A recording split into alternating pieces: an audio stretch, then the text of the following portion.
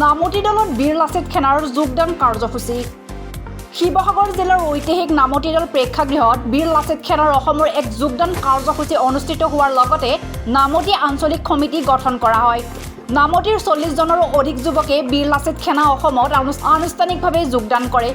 বীৰ লাচিত সেনা অসমৰ বিষয়ববীয়া ক্ৰমে মাধুৰ্য ৰূপকোঁৱৰ, ধ্ৰুৱজ্যোতি বৰুৱা, অনুপম সন্দিকৈ, ভাস্কৰ টিপমীয়ৰ উপস্থিতিত নামতি দল প্ৰেক্ষাগৃহত বীৰ লাচিত সেনা অসমৰ নামতি আঞ্চলিক সমিতিখন গঠন কৰা হয়।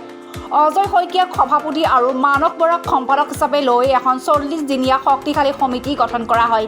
এই সভাতেই বীৰ লাচিত সেনা অসমৰ মুখ্য সচিব অনুপম সন্দিকৈয়ে নতুন সমিতিখনক আদৰণি জনাই সংগঠনটোক সংবিধান বিৰোধী কাৰ্য বিৰত থাকি হিতৰ হকে কাম কৰিব যাবৰ বাবে আহ্বান জনায়। আজি আমাৰ বীৰ লাচিত সেনা শিৱসাগৰ জিলা সমিতিৰ উপস্থিতি আজি নামতি আঞ্চলিক সমিতি আমাৰ গঠন কৰা হয়। আমাৰ 40-45 জন যুৱকৰ সতীৰ্থৰ লগ লাগি আমি এখন বৃহৎ আঞ্চলিক সমিতি গঠন কৰিলোঁ।